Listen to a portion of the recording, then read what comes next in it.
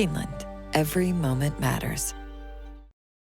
Welcome to another edition of the TDN Writers Room. My name is Bill Finley. I'm a correspondent for the Thoroughbred Daily News, and I'm the co-host of the Down the Stretch radio show on Sirius XM Radio with the iconic, and I do mean iconic, Dave Johnson. My name is Randy Moss, a.k.a. J. Randolph Moss with NBC Sports and the Buyers Speed Figure team, currently digging out from 13.7 inches of snow here in Minnesota, which I love.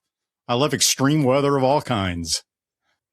Well, then you should come here to Southern California. I'm Zoe Cadman with First Racing and First TV. Temperatures today expected to hit about 96 degrees. Ooh. Yeah. Ooh. Right? Nice. Wish I was there. Yeah. Well, guys, the big story in horse racing last week was, of course, the naming of Book and Bano as the New Jersey bred Horse of the Year for the third straight year. But everybody's always read that story, and so we can move on to other matters that happened in horse racing. And go Dano. Yes, he continues to bring a smile to my face. But I think the real big story, at least off track, was here we go again with Heisa and Churchill Downs. And it's a Mexican standoff here. And Heisa came out this week and said, Churchill, you owe us $5.2 million. We want it in 10 days. And if we don't get it in 10 days, we are going to pull your right to simulcast out of state. Now, I don't need to go into the deep dive into the details. There's disputes about, the different methodologies of how they've assessed the fees. But I don't know where this is going. Maybe Randy and Zoe have some additional thoughts on that. But it starts March 27th, that would mean that 2 days at Turfway would not be able to simulcast their signal again out of the state of Kentucky. But the real thing that is hanging over the entire industry, would they possibly keep Churchill Downs from simulcasting the Kentucky Derby? I mean, that would be cataclysmic. You can't even imagine what a terrible thing that would be for everybody involved. I still got to think somehow they're going to resolve this and get this done. But Randy, these are two stubborn organizations. I don't know where this is going. I do think they'll find a compromise, but where, when, and how? Well, the compromise might be for Churchill Downs to pay a lesser amount, like that $2.4 million, to sort of satisfy the Heisa requirements, at least for now. I don't think it's an accident that their threatened cutoff of interstate simulcasting comes a week after the Jeff Ruby Stakes at Turfway Park. And I would be, as I said a couple of weeks ago, I would be absolutely flabbergasted if it comes to the point where Heisa enacts what I would call the nuclear option and denies Churchill Downs a chance to simulcast the Kentucky Derby. I don't think that's going to happen. Even if Churchill Downs doesn't play ball, I don't think that's going to happen. If it does, I think it would be a huge mistake on Heisa's part. But I mean, a Mexican standoff, I think, is probably the right way to refer to it at this point.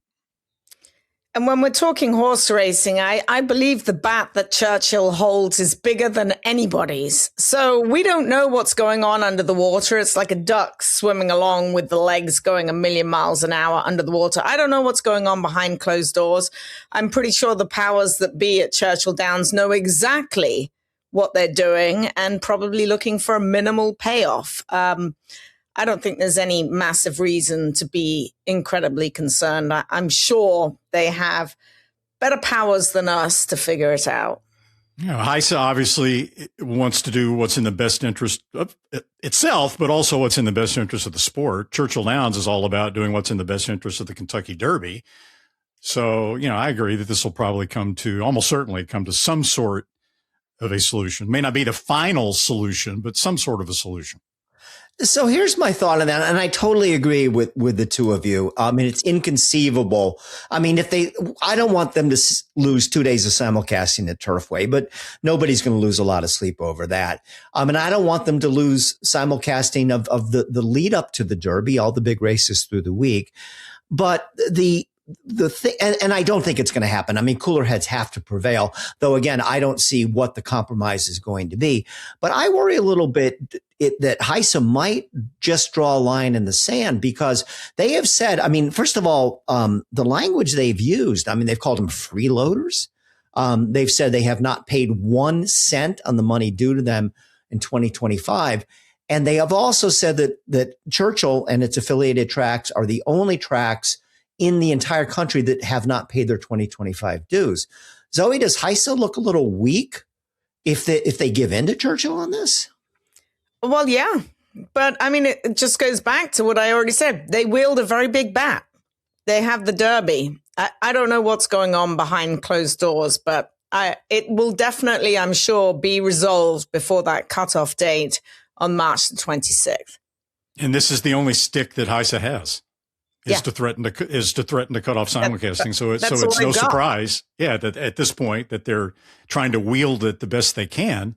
But again, I mean, something will happen that will be good news between now and the Derby.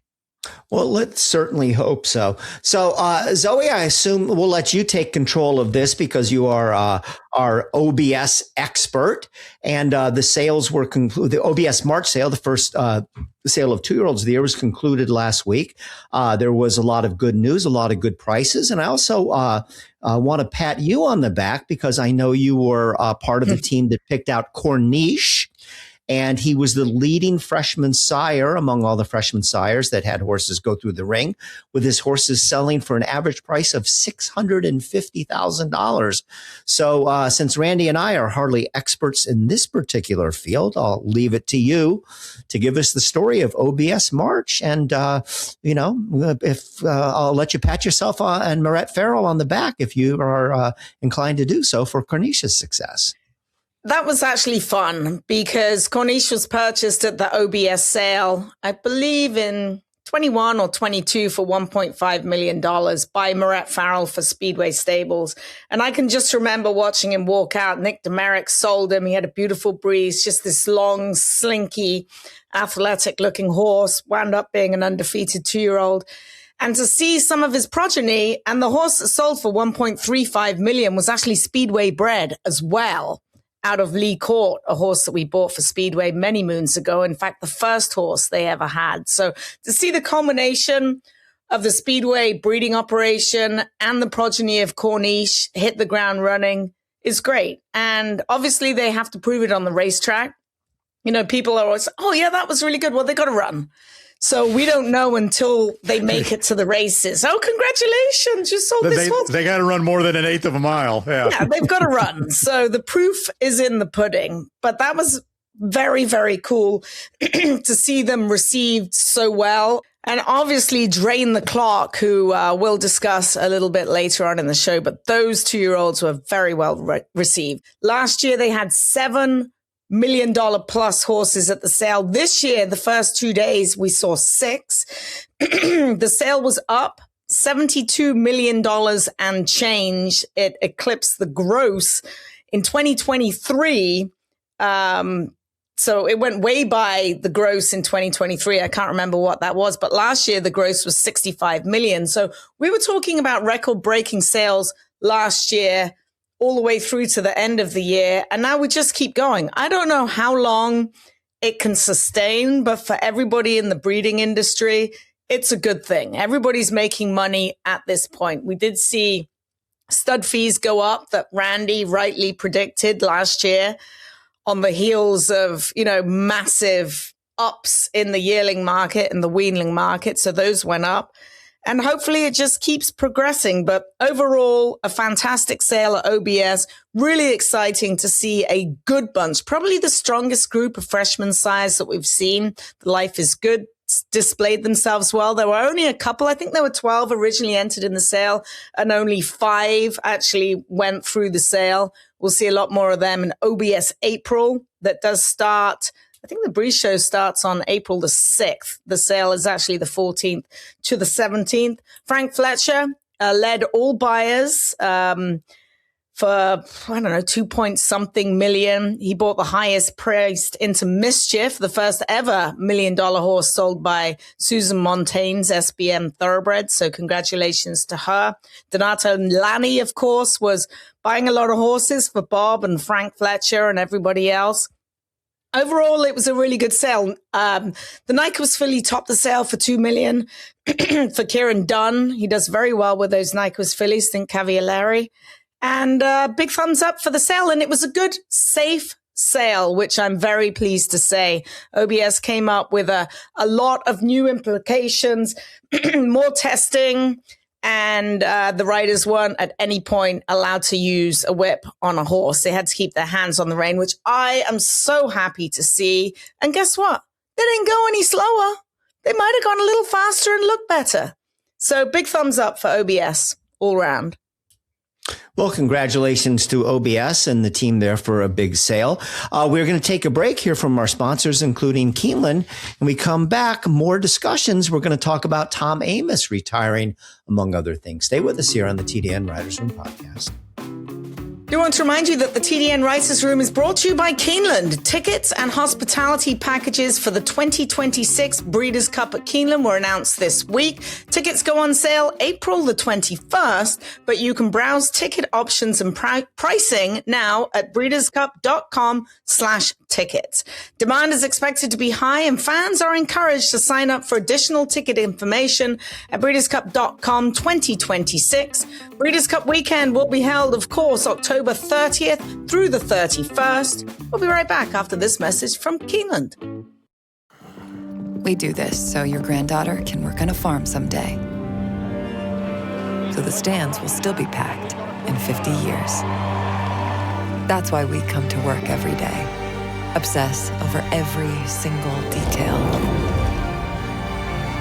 Because the story of racing is written one moment at a time. And the future of our industry deserves nothing less. Keeland, every moment matters. The fastest horse of the week, brought to you as always by the Fast Sires at Windstar Farm. Ever heard the term Nashville hot?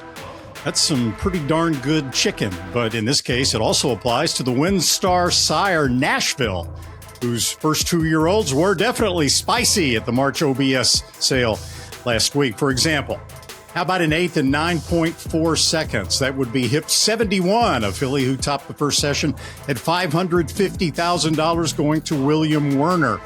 Hip 671, a colt, brought to $525,000 from Vinnie Viola's St. Elias stable. Other Nashville 2-year-olds at the sale went for $335K, $275, $260, $210. You get the message. Nashville is hot, and you can breed to him this spring for a fee of just $12,500. Nashville holds Keeneland's 6-furlong track record, 107.89. Our fastest horse of the week just broke the Fairgrounds track record. You may remember the Eclipse Thoroughbred Partners colt Built as being on the Kentucky Derby prep trail at the Fairgrounds last year for trainer Wayne Catalano until those pesky distance limitations got in his way. Well, Built is back as a 4-year-old one-turn specialist. Last Friday, the Fairgrounds managed to fill a non-winners of 3 other than allowance, and he did the rest, running 6 furlongs in 107.96, the first ever sub-108 clocking at Fairgrounds. The track was very fast, but that still gave Built a buyer speed figure of 106, making him easily the fastest horse of the week. Built may not be as good as Bookham Dano, there you go, Bill, or Ben Tornado or Imagination, but that 106 at least puts him on the radar as being potentially among the best sprinters in the country.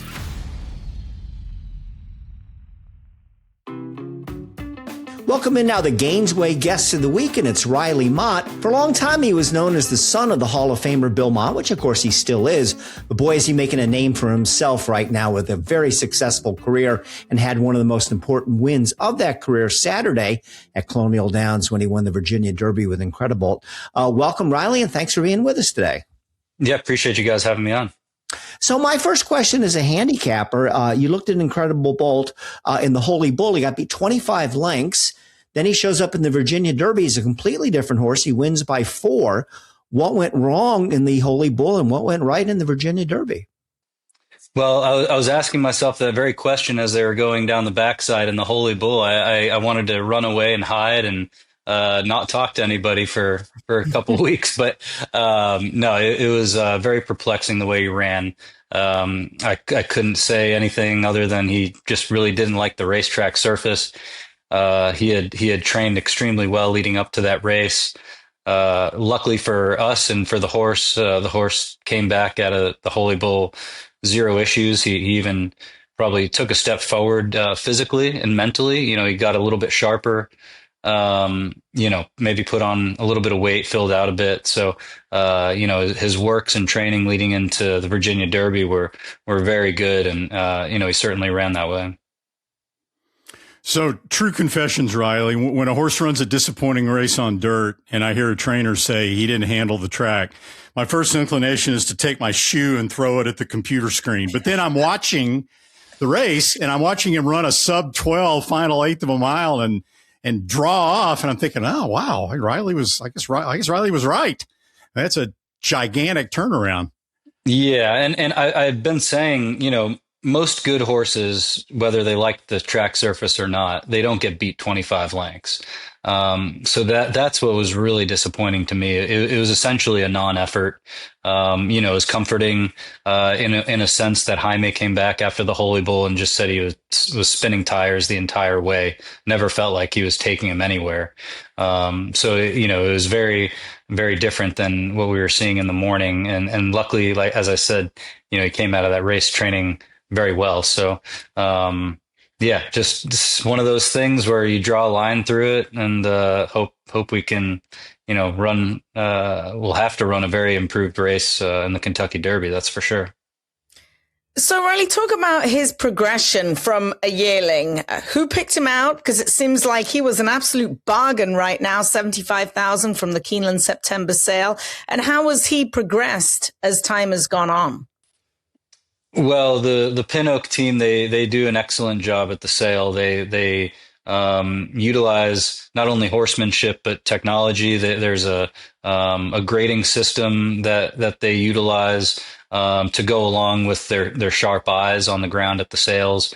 Clifford Berry and Josh Seville come to mind as two of the team members who put a lot of work into the sales process. So they selected an individual who they got from what it looks like a bargain price at this point.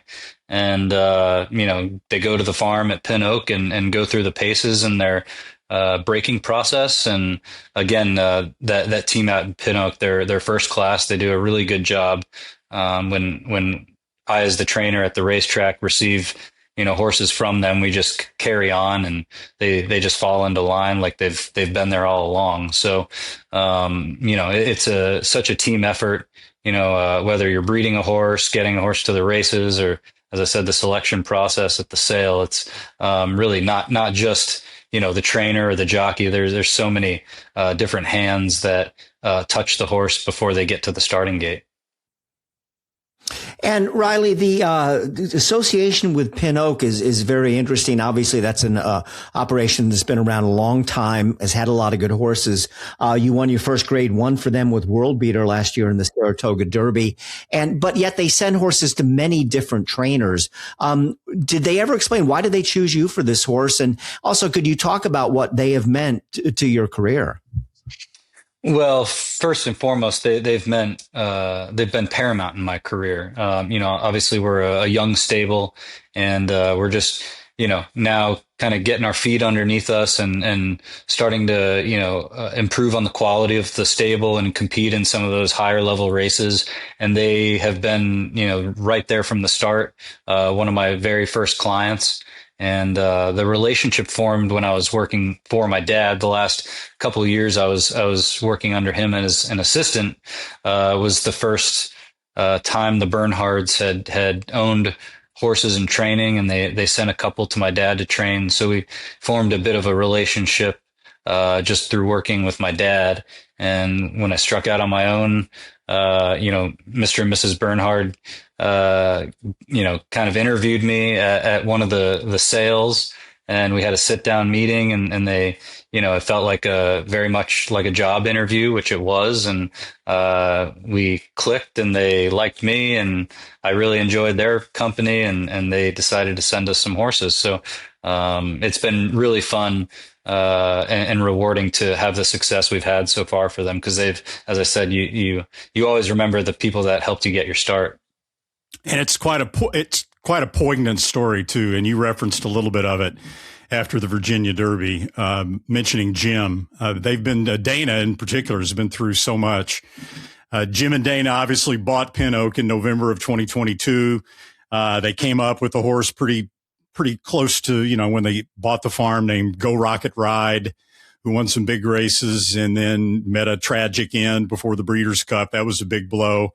Jim passes away last November, rather unexpectedly, leaving Dana to have the farm all by herself. I bet that there's an emotional component as well to that victory, I'm assuming. 100%. It's been very emotional, as you said, for the family and the team at Pin Oak, and everyone that was touched by Mr. Bernhard. He had a very widespread effect on many people, not only in the horse industry and at the farm, but he was involved in so many different assets of business, and he was really a titan of industry. So his loss is felt by many people, and winning the Virginia Derby and just, building on the vision that they had when they bought Pin Oak, it was just very, fun and,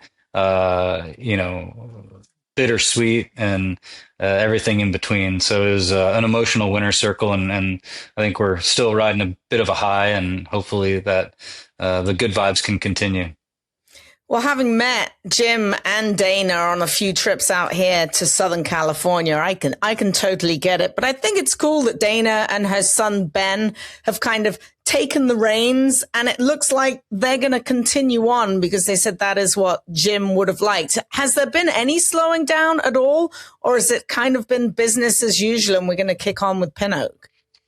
Yeah, that's, unfortunately, when we had the conversation that Mr. Bernhard had passed, the first thing they said, we'll continue on with his vision. And as he said, business as usual. And that's really, what it has been since he passed. The team has been very resolute, and the horses have been running well. And, the team on the farm has, been doing a wonderful job. They're foaling mares and training the 2-year-olds out there. So, there's a lot to look forward to, in the pipeline, and hopefully continued success for them. I'm sure Jim enjoyed it too, but Dana was really the horse person between the two of them, right? Yeah, very much so. I believe I think it might have been Go Rocket Ride was a Christmas or birthday gift to her. From what I understand, she grew up riding and really enjoys the horses. So it's been obviously very an emotional stretch of the last few months for her. But I think the horses have been a very therapeutic thing, and I can attest to that. They can really get you through some tough times, and you just kind of do what you can, but have a lot to be thankful for the horses.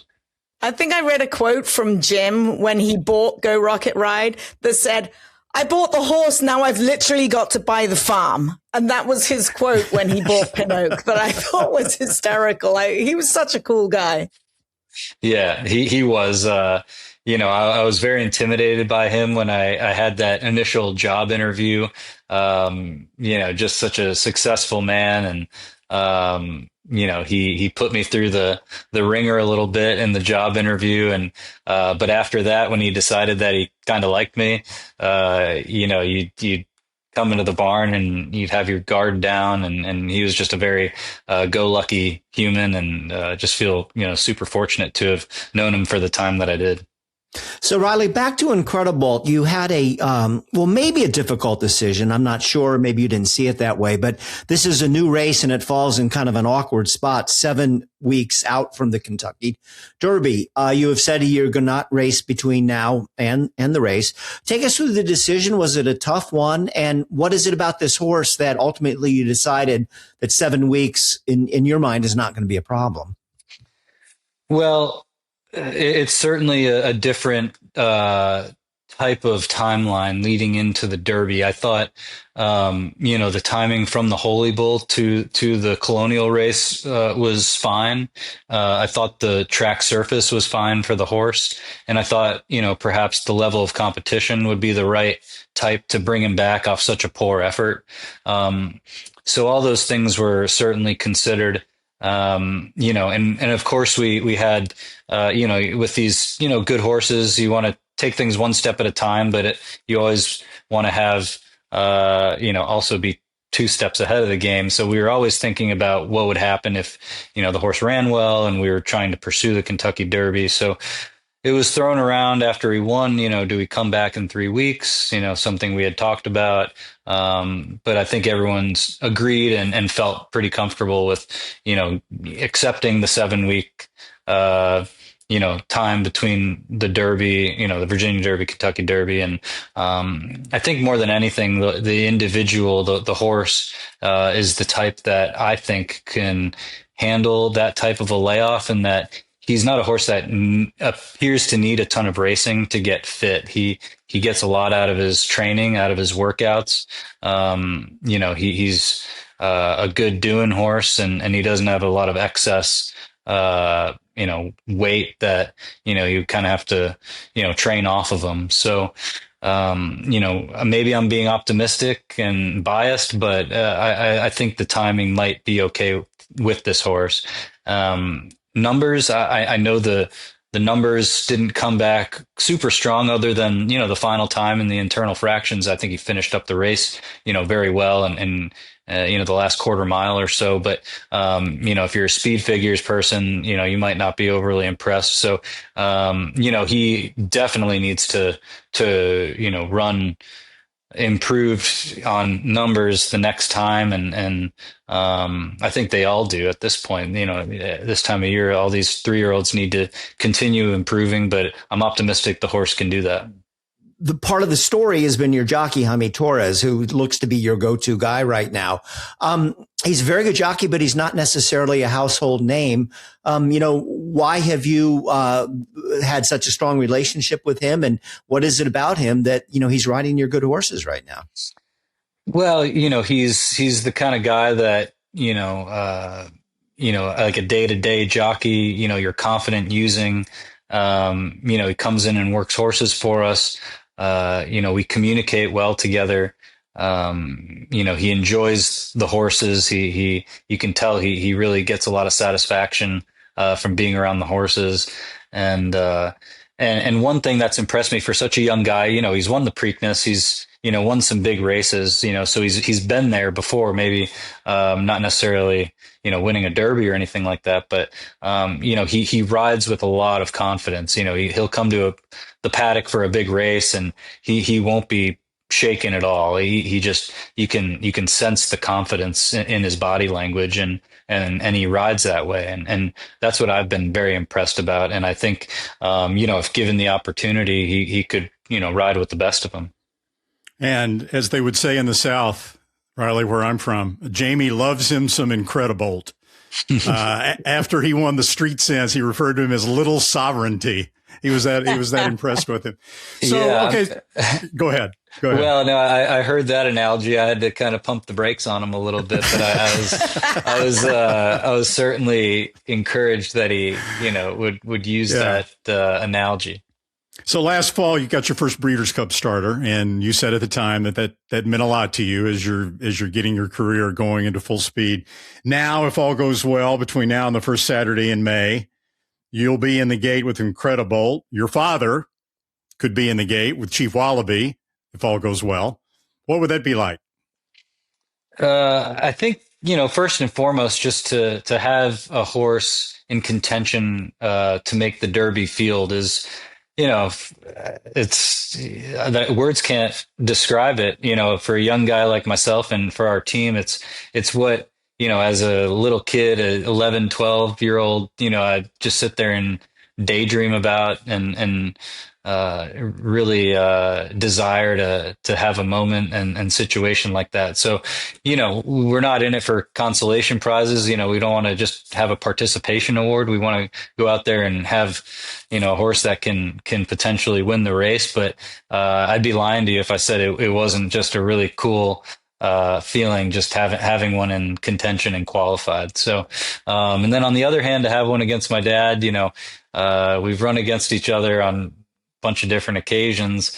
And I think, we're always pulling for each other, but we're both extremely competitive. So I think if we both are fortunate enough to have a couple in the gate, it's, kind of every man for himself at that point.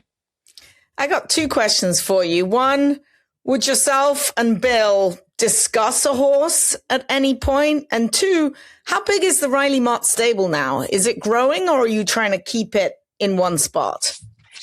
So we definitely discuss horses. I mean, he, in particular, Incredibolt, he was asking me, what I thought about doing after the Holy Bull, what approach I was going to take, after he won the Virginia Derby, what we thought about doing. And, he's definitely a wonderful crutch to lean on. And, I've been lucky enough to have a front row view of how he manages his stables, his clients, the horses, in particular, horses of a very high level, how to campaign them and what approach to take. So, certainly have, learned a lot, and a lot of what I do is obviously based on what I learned from him. So, and then, what was your other question? I'm sorry. That's okay. How many horses do you have? Like, are you in one spot? Do you have multiple divisions? Multiple divisions. At this moment, we're between Palm Meadows in Florida and Keeland, down on Rice Road there. And we're about at 50 horses right now. It's 50, 60 head.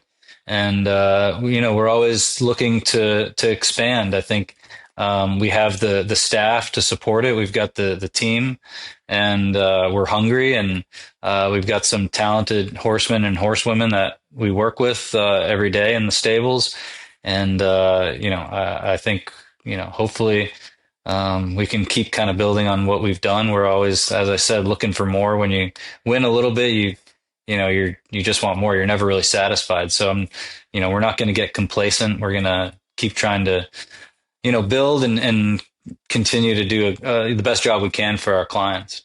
We don't want to insult any of your other horses by just focusing on Incredibolt only. What are some of the greatest hits you've got in your barn other than Incredibolt right now?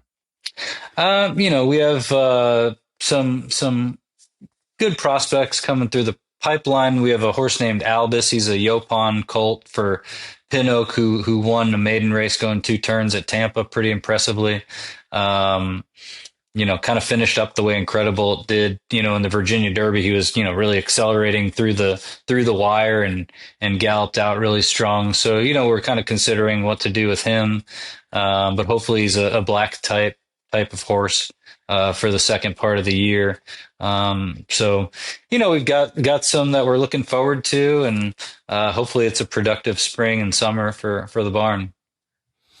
Riley, before we let you go, I mean, let's put this in perspective. You've been doing this for less than 3.5 years. And, certainly you studied under one of the great trainers in history in your father. And I think, that to being associated with him certainly helped your career. But did you ever expect that you would come this far this quickly? Has this exceeded your expectations? Well, I'm not like statistically goal oriented. I always thought if we could just improve on our numbers and general statistics, wins, money earned, etc. If we could just improve on that every year, then I'd be happy.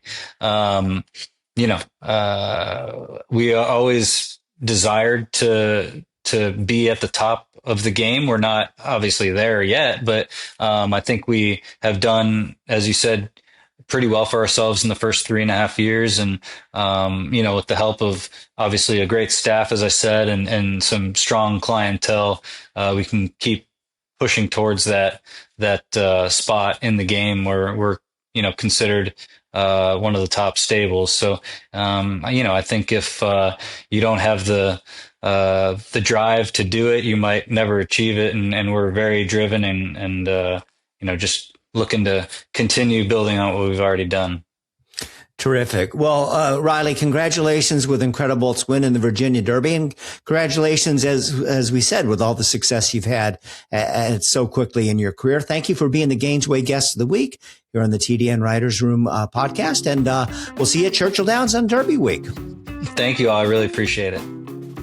Thanks again to trainer Riley Mott. Our Guest of the Week segment is sponsored by Gainesway. Last week, we told you about Gainesway stallion Drain the Clock and the spectacular breezes his first 2-year-olds were turning in. So what happened at Ocala? Well, here's hip 132, a New York bred colt out of an unraced Freud mare who is yet to produce a black type runner, who sold for $1.1 million on the first day of the sale. On day 2, Drain the Clock 2-year-olds produced prices of $570,000, $500,000, $250,000. And on day 3, this was a $700,000 colt. By the way, that $1.1 million colt sold for 110 times the current stud fee of Drain the Clock. You can do the math. Gainesway set that stud fee for 2026 at just $10,000, and it's a safe bet. It won't stay that low for long.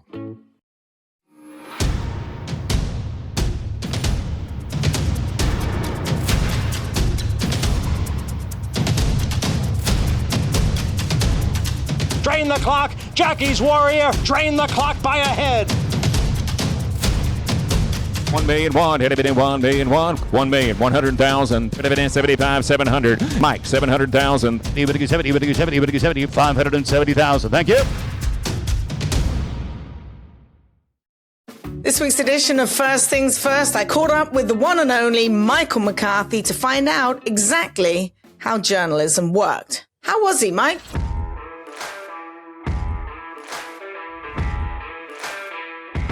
Timing is everything, and mine is bad, apparently, because I'm getting Michael McCarthy at the races, and he just got nosed out. Anyway, we'll rewind to first thing this morning in journalism. Tell me about his work and what you're thinking. Very good work. On his own, first after the break this morning at 6:30. Thought he worked a wonderful 5/8, 101-1 on my watch. Final quarter, 24-3. I think the best part of it, you might not be able to see, which is the gallop out. Went from the wire to the 7/8 pole and 12-2, and 7/8 pole to 3/4 pole and 13 and change. So the horse is really starting to get his air now. Seems like he's going the right way. We'll work him here next week and kind of start to come up with a game plan of what we'd like to do. How happy are you that he got to stay in training as a 4-year-old? Because that seems to be kind of the in thing right now, doesn't it? Yeah. Obviously, I think we had 2 6-year-olds run well in the World Cup, the Saudi Cup or whatever it was. Pegasus as well. I think there were a couple older horses ran well. So, usually in this day and age when horses are so quick to be whisked off to the breeding shed after their 3-year-old season, it was really nice to hear that he'd be coming back as a 4-year-old. Obviously, Sovereignty coming back too. So I think that's going to make, for a great series of races, hopefully at some point between the 2 of them and some of these other horses that are coming along. Baeza, Magnitude, a good group of older horses this year, so it should make some things exciting. What about Meaning? She worked too. Meaning worked this morning, real happy with that. Half mile 49-2 in company with a filly named Brooklyn Blonde. I believe they were the XBTV work of the day. Woo! Both of them are kind of got a soft circle around the Santa Ana Oaks right now, so we'll see how things go over the next couple of weeks, but both fillies very well in themselves. Has Meaning always have talent? I have a feeling that Eclipse Thoroughbreds have always thought she's a little better than she showed until her last race. Yeah, timing is everything in our game. She got good at a little bit, or ready to run, I should say, at an odd time of the year and broke her maiden over at Los Alamitos sprinting. Spacing was was ample enough to go ahead and give the Breeders' Cup Juvenile Fillies a try. And I thought she ran a valiant fourth that day, got jostled around a little bit, a couple furlongs from home. Maybe could have made the difference between her finishing fourth and third. Got a nice break and got some pounds on her, and got a nice kind of summer coat on her now. And obviously her win in the Las Virgenes was impressive, and 3 races off of a comeback. Hopefully we landed ourselves in the Kentucky Oaks.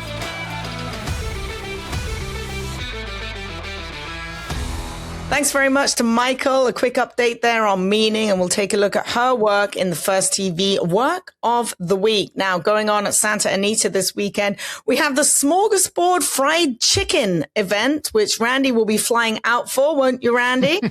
You like yourself Is it Nashville hot? Sure. Yeah, Nashville hot. A little bit of fried chicken at Santa Anita, and we've got stakes races all weekend with the San Luis Rey and the Irish O'Brien. Join us at Santa Anita Friday, Saturday, and Sunday. Well, some surprising news last week as trainer Tom Amos at age 64 announced that as of, I believe, April 1st, he is going to retire. And he is turning his stable over to his longtime assistant, a fellow by the name of Kinnan LaRose. He'll stay in the game doing some bloodstock work, also continue to do his work on Fox TV and America's Day at the Races, the races that they, of course, broadcast from Saratoga and elsewhere.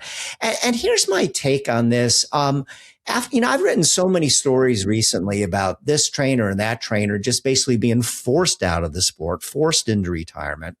And that certainly doesn't seem to be the case with Tom, who won 4,276 races in his career. And you also see a lot of trainers that, frankly, hang on too long. They don't have anything else to do in their lives. And to me, this reads like a lifestyle decision.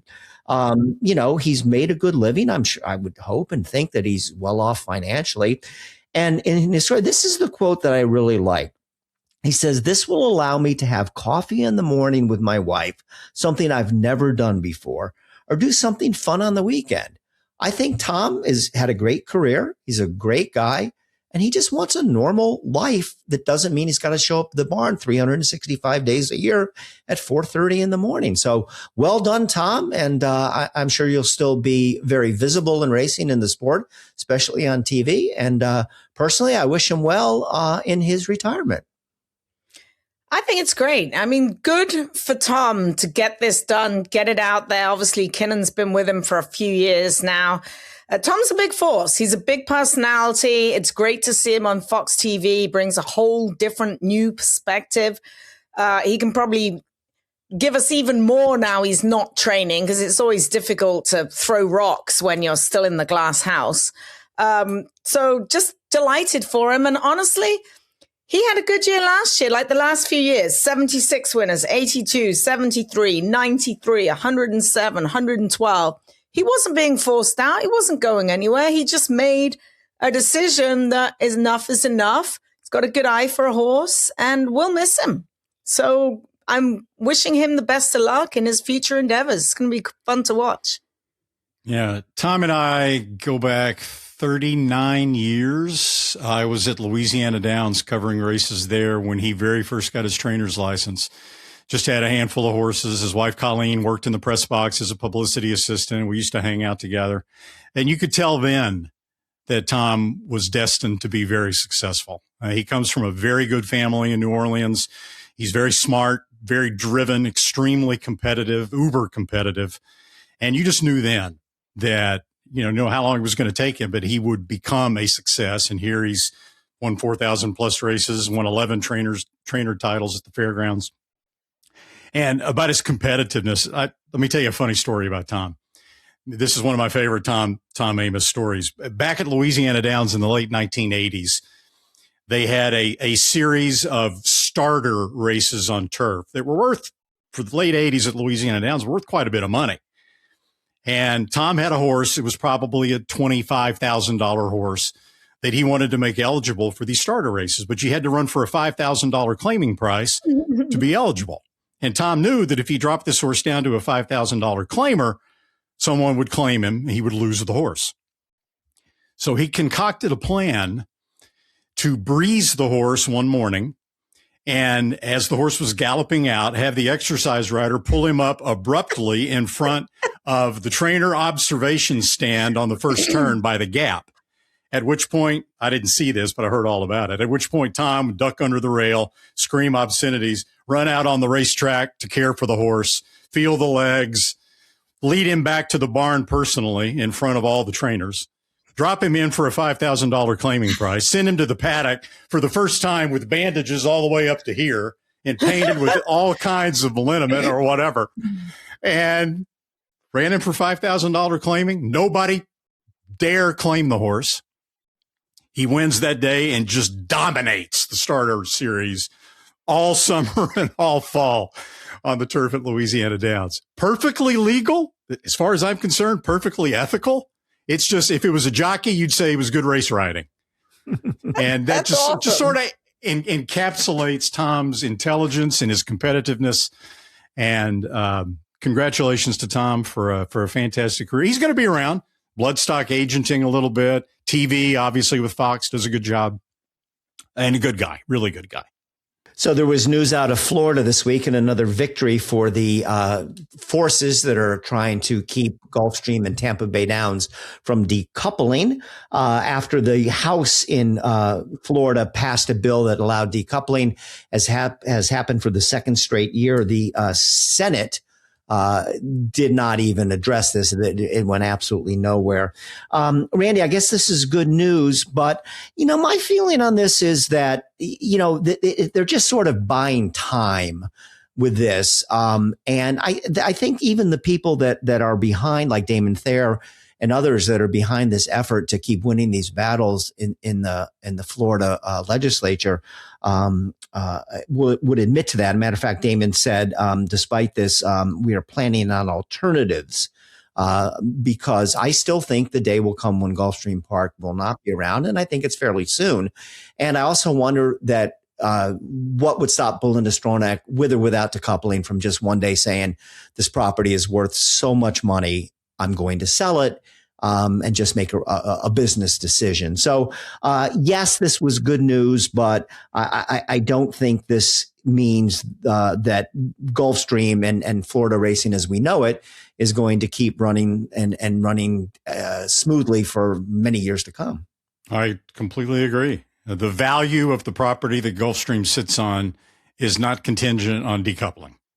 It may have a small difference. If you have an active casino, it's obviously going to be worth more than if you have a casino that's tied to horse racing. I mean, that obviously is, stands to reason without mention, but, the property is still going to be worth far more developed without a casino than it would be, as a racetrack, even as a major racetrack like Gulfstream Park. So that doesn't change the equation at all. And I think there are still cards left to be played here.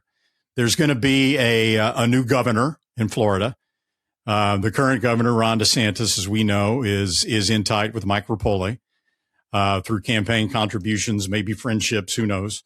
And DeSantis made it clear that the bill would be vetoed if it got to his desk the last time it came up. It didn't even get that far, nor this time either. But with a new governor, who knows what the landscape is going to be in that situation.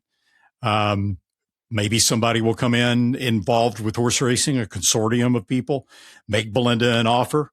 Maybe it'll be a competitive offer to keep Gulfstream running. Who knows?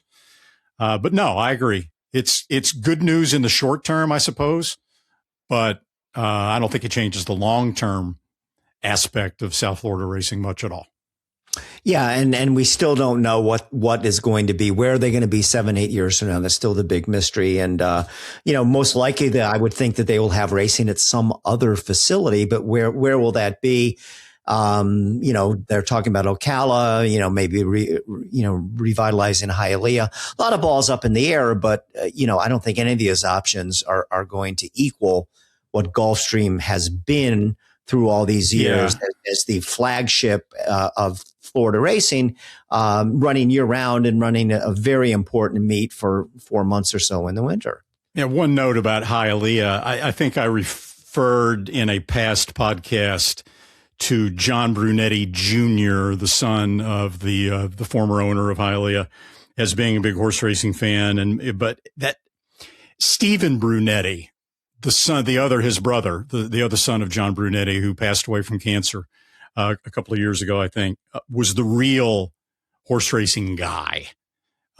John Brunetti Jr., I'm told, is not as much of a horse racing guy as his brother was. He's been involved, but how much difference that might make ultimately in Hialeah joining as part of the solution to this, I don't know.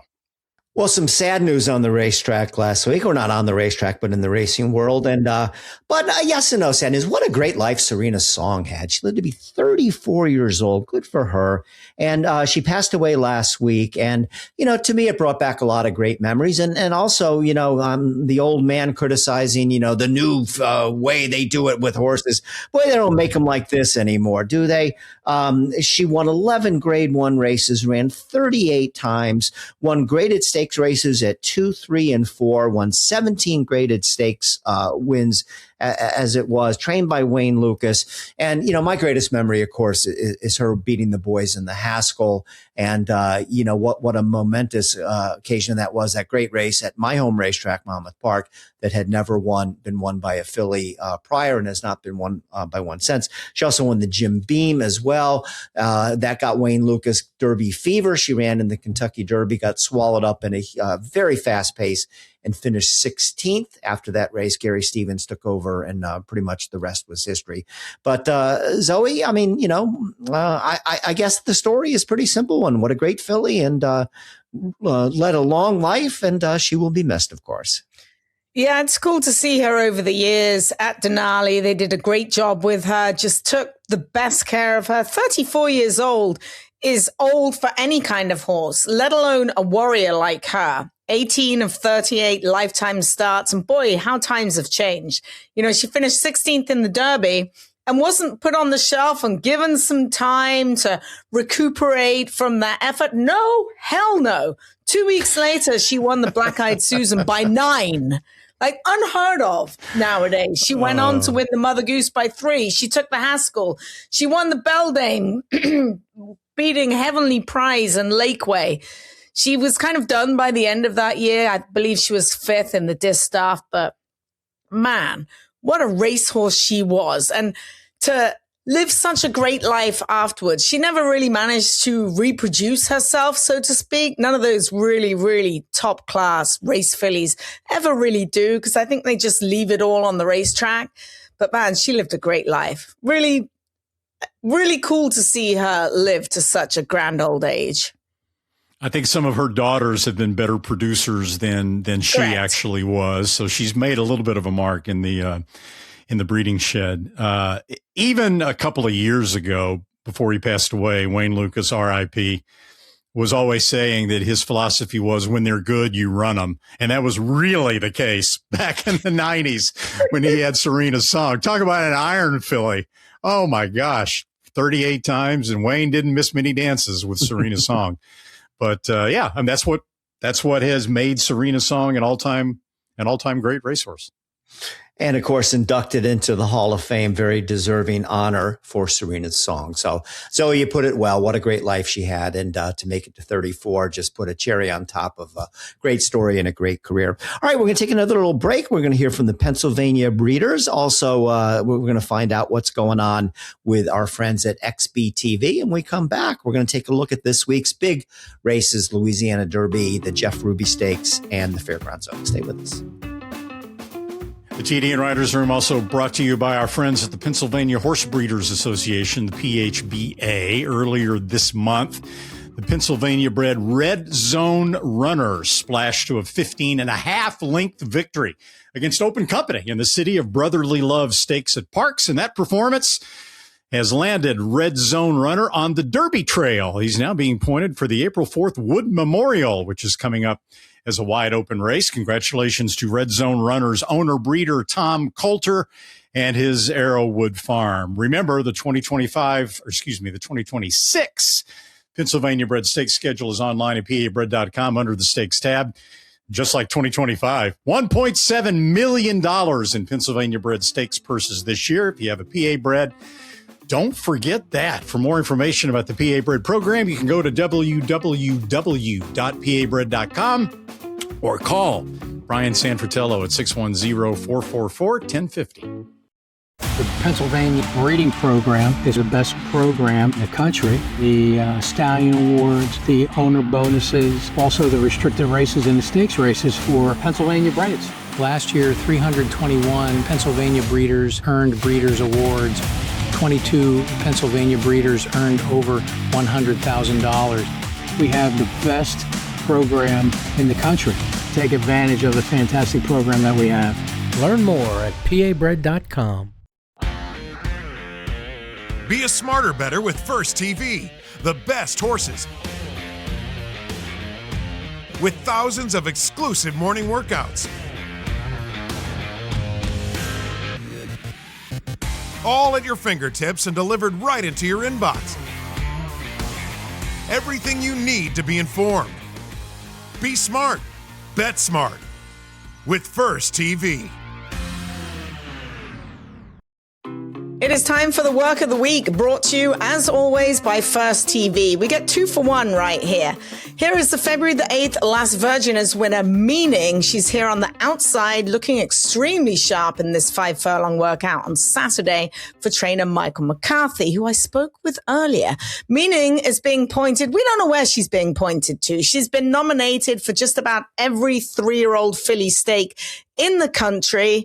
And we'll find out where she goes in probably about a week's time. But look who's keeping up with her right here at Santa Anita. That is Brooklyn Blonde, who broke her maiden on March the 1st at Santa Anita. Now you're thinking, why is that notable? Well, she represents the first winner for chef and California restaurateur and Food Network star Brooke Williamson, who owns a filly in partnership with her BF, Bobby Flay. She'll work again this weekend before Michael McCarthy decides where she'll head next. Well, most attention this weekend will be paid, even though Torres, by the way, has a great card, but I think most attention will be paid towards Louisiana Downs. No, of course not Louisiana Downs, Fairgrounds, where they will be running the Louisiana Derby, highlighting the biggest card of the meet there. And by the way, Heisa will not end simulcasting there because it's Fairgrounds is a church-owned track, but they're going to get in under the gun before what Randy called the nuclear option to shut down the Churchill tracks. I'm a little disappointed with the way the race came up. I mean, Paladin won the prep. He's going off to the Bluegrass.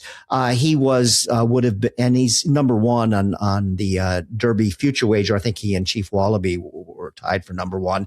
Also, Reagan's Honor, a horse that looks so good at the Fairgrounds, they're also going on to the Bluegrass. So that's going to be a race that's absolutely packed. So Randy, I don't think there's any real superstars in here, or don't necessarily think the Derby winner is coming out of here. But I want to get your opinion, and then we'll head it over to Zoe. By the way, just if people are interested, my pick will be Chief Honcho. But Emerging Market is the horse with the big buyer figure. He's got that huge 97 in his first race, that Tampa Maiden. And if you just go on the buyer figures, I mean, a lot of people are going to bet him Chad Brown, Flavien Prat. But the one thing about that was a red flag for me, the horse that ran second in the race, Power Shift, who also everybody was raving about, he laid an egg in the Tampa Bay Derby, finishing 6th, beating almost 10 lengths. So, take it away and your thoughts on Louisiana Derby. But, you being the buyer figure guy, what do you make of Emerging Market and also of what I said about maybe that race in hindsight isn't quite as good as maybe we thought? Well, that's the red flag. That's the obvious red flag about Emerging Market. I know Chad Brown is very high on the horse. His MO, what he did with Sierra Leone, what he did with Zandon, what he did with Normandy Invasion a decade before that, is to run in the Risen Star and then run in the Bluegrass. That's what he does typically with those horses. Emerging Market obviously comes from a different perspective. He didn't run in the Risen Star. And so he's already got a horse in the Bluegrass. Emerging Market I think he fits well in this spot. The fig is legitimate. It was earlier on the card of the Sam Davis. When it's very easy to compare using Beyer figures, the mile 40 of a maiden race and the mile and a 16th for the Sam Davis. That's child's play. It was a better race than the Sam Davis. It was a substantially better race than the Sam Davis by a couple of lengths. And the Sam Davis was a decent race. So it was disappointing to see Power Shift ran the run the way he did when he came back again in the Tampa Bay Derby. But Emerging Market to me is a very legitimate horse. And in my opinion, the winner of this race is either going to be Emerging Market, Chip Honcho, who once again looks like he might have a favorable pace scenario, depending on what Doug O'Neill and Maldonado do with Pavlovian in post position number 1, and what Baffert does with Blacksmith, who I think is the other horse. One of the three, Emerging Market, Chip Honcho, or Blacksmith, I think is probably going to win the Louisiana Derby. Basically what he said. Copy and paste. I might add Golden Tempo in there, who goes with the blinkers on. He just kind of flattened out in the Risen Star last time. He might be a little better with the blinkers on. I'll take a wait and see approach there. And I do think Blacksmith is better than his Beyer speed figure when he won his maiden race last time. Visually, I thought he was pretty impressive. So I do think he's a better horse than that. And that's why, I put him right up alongside the other two. So before we go to Turfway and talk about the Jeff Ruby, let's just mention the Fairgrounds Oaks. The Fairgrounds route to the Kentucky Oaks has been just a very productive over the last many years. So keep a close eye on this. Bella Ballerina will be the favorite. I imagine she's 3 for 3, winning the Rachel Alexandra. Didn't really impress that. It wasn't an overly impressive race, but I remember Brendan Walsh said afterwards, he just all but guaranteed the horse will improve in her next race. Love Your Neighbor is a horse that has shown some ability, but she has second-itis, has run second 4 straight times. I'm actually going to pick her just because I think that she's represents some value over Bella Ballerina. Might be crazy to pick a horse that just can't seem to find the winner's circle, but Michael Sidham's a good trainer. He just needs to get this another length or two out of this horse, and maybe she can turn the tables. Life of Joy ran second behind Zany in the Suncoast Stakes. Zany is the number 1 on my poll for the TDN for the Kentucky Oaks. So a pretty interesting race. But Randy, is it Bella Ballerina or is it someone else? Look, to me, Bella Ballerina is going to be overbet. And I don't think her numbers really warrant that. I'm going to look at 2 horses. One's going to be a long shot, and one is going to be just not the favorite. To me, Life of Joy is probably the horse to beat in here. The race where she ran second to Zany at Tampa Bay Downs, as it pertains to Life of Joy, she was at a big disadvantage in that race because of the pace. They went the half mile in 49 and change, which you look at the other races that day at Tampa, that was a very slow pace. And Life of Joy has no speed. They tried to put blinkers on her in that race to keep her closer, but she was still last early on. She was only 3 or 4 lengths back, but it was a pace disadvantage. There should be a little more early speed in this race. Bella Ballerina can be a little headstrong. That might be her Achilles heel. She was headstrong in her last race. Love Your Neighbor's always close.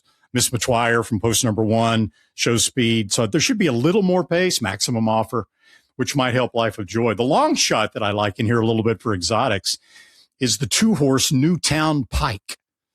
Her number from the Martha Washington at Oaklawn is competitive, and she was about 4 wide on both turns. Now she's got post 2.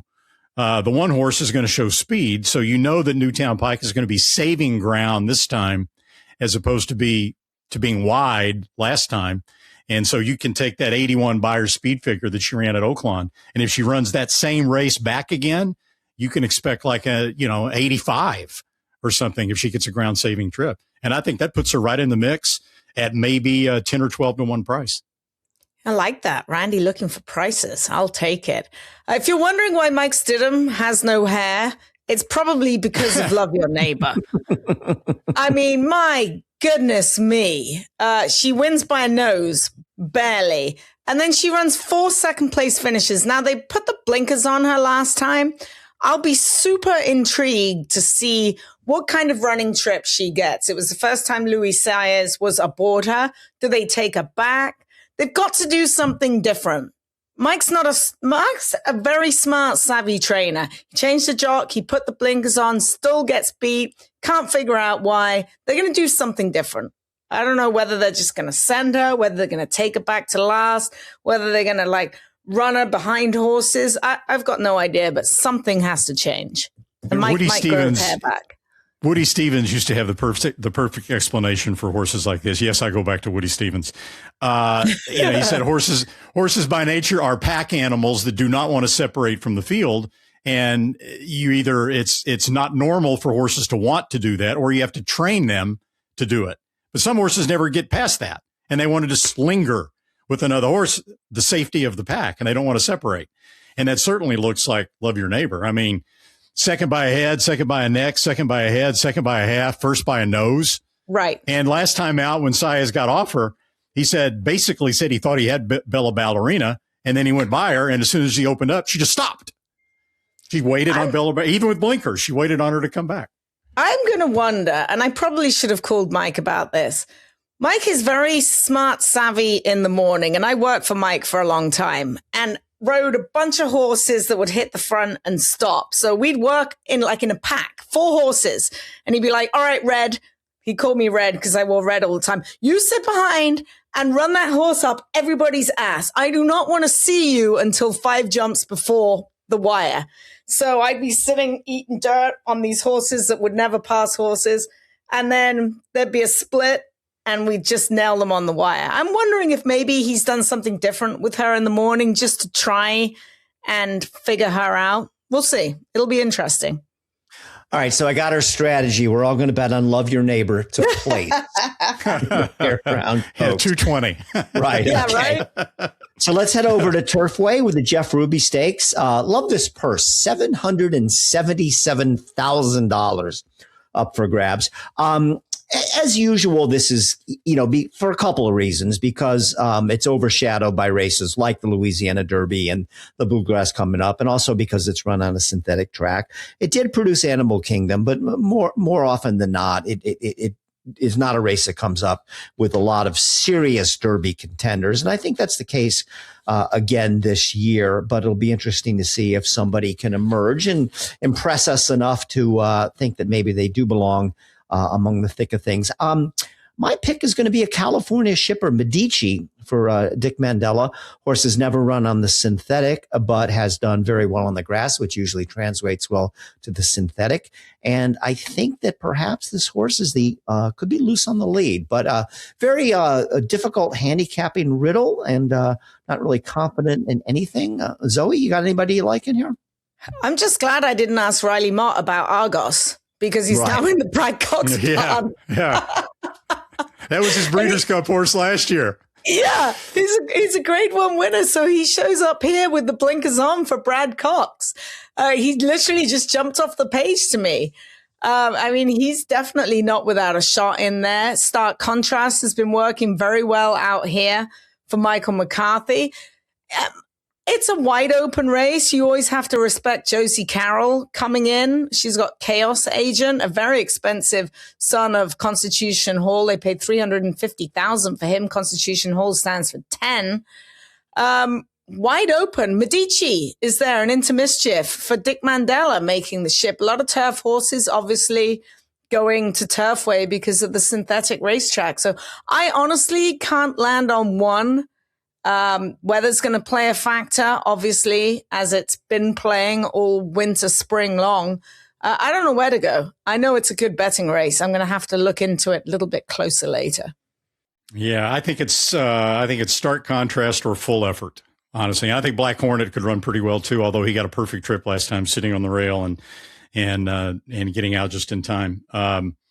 Stark Contrast was supposed to run in the Pasadena Stakes in his last start, but had a bruised foot, skipped that race. So this is kind of a sort of a plan 1A. And McCarthy, of course, won this race with the horse named Endlessly a couple of years ago. Full Effort has been closing really well at Turfway for Brad Cox against in races where the pace wasn't particularly fast. He's a deep closer. He'll need some luck, but with a little bit quicker pace in here, I think, and he should get it with Medici in there as well. I think that'll help full effort a lot. And while you were kind of talking about the horses that have won this race and how they weren't fantastic, Bill, yeah, you got Animal Kingdom, hard spun, 2 fills. Don't forget 2 fills. How could we forget 2 fills? You did. You forgot him. He did. Right. I would never forget Bookham Dano. How could you forget 2 fills? My apologies. I will take the heat on that one. All right. And we'll make amends the next time we talk about. And when we talk about this race next year, I will certainly bring up the fact that it was your favorite horse, one of your many favorite horses. 2 fills. Oh, all right. So that's ow. Yeah. So it's true. He's right. Yeah, he's right. So that's what we have to look forward to this weekend. Good card at Louisiana's The Fairgrounds, and of course the big race card at Turfway Park. As expected, West Point Thoroughbreds and bloodstock agent David Ingordo were very busy at the OBS March sale, and West Point is sharing the wealth. Listen to this. They added a Yaupon colt, headed to trainer Arnaud Delacour. They bought a Nyquist colt. He's going to Bill Mott. An Epicenter filly is headed to Mark Cassie. A Jimmy Creed filly that's being earmarked right now for Dale Romans. And then an Oscar Performance colt that's scheduled to go to Miguel Clement. And if you visit westpointtb.com, on the homepage of their website, you'll see available horses. And underneath that, you'll see the Jimmy Creed filly and the Yaupon colt. How about that? All the thrills. Fraction of the bills. Experience the power of the partnership. Change your life, make new friends, and compete at the highest level of thoroughbred racing. West Point Thoroughbreds, the gold standard in racing partnerships. Visit westpointtb.com. Well, that's a wrap on this week's TDN Writers Room podcast. Thanks for tuning in. Thanks for listening. I want to thank our Gainesway guest of the week, trainer Riley Mott. I want to thank my partners, Jay Randall Moss and Zoe Cadman, as well as the people that work behind the scenes and do such a great job putting this show together. That's the team of Sue Finley, Katie Petroniak, Anthony LaRocca, and Aaliyah LaRocca. Enjoy this weekend's racing, and let's all keep our fingers crossed. This Churchill Downs Heisa thing, we think it's going to work out, but what if it doesn't? That's certainly something that we'll keep an eye on. Once again, thanks for watching, and we'll see you next week.